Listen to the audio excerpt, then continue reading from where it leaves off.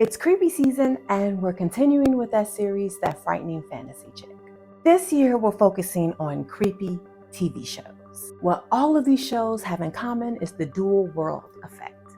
In each show, there is a regular world as normal people see it. Then there is also a separate supernatural world that the main character and their friends know and interact with. It is also up to the main characters to fight the evil forces that reside in that supernatural world. And sometimes there are world-ending consequences. Today's show is Grimm, which so happens to be on Roku right now. But before I get into today's subject, a word from Mpressive Collections. Mpressive Collections is your one-stop shop for custom creations for every occasion, especially if you are looking for fun Halloween-themed items. With Mpressive Collections, you can find t-shirts, hoodies, tumblers, coasters, mouse pads, journals, wallets, lunch bags, tote bags, and much, much more. There is literally something for everyone. Check them out.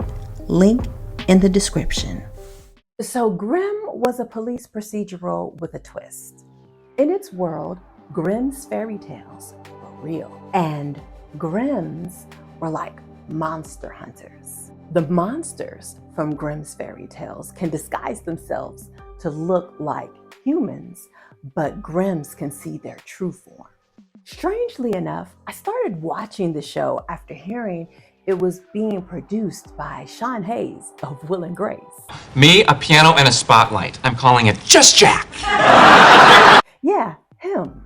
But I kept watching because as a fairy tale police procedural, the storytelling was very good and compelling. The story starts when the main character, Nick Burkhardt, starts to see strange things. Later, he gets a visit from his aunt who raised him after his parents died. She's dying of cancer, and she tells him that because of this, her Grimm powers were passing on to him. She dies before she gets to tell him all about his heritage, but was able to tell him that his parents didn't die in a crash, they were murdered, that Grimms are meant to hunt down the bad ones. All of the information that he needed to know was in her trailer, and that he needed to hide it because the bad ones didn't know it existed. It's basically like his own fortress of solitude, filled with books written by centuries of Grimms and weapons collected by them. As he is investigating a crime most likely committed by a monster, he meets a blue bad, a big bad wolf, and immediately thinks he is his suspect. But the blue bad, named Monroe, tells him he is a reformed big bad wolf and helps him find the real culprit.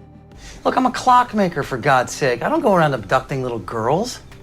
At first, Monroe is his only companion in his Grimm adventures, and they eventually become really good friends. But eventually, he lets in his partner, his girlfriend, who you may know as Lois Lane from Superman and Lois. He gains another fairy tale friend who becomes Monroe's girlfriend.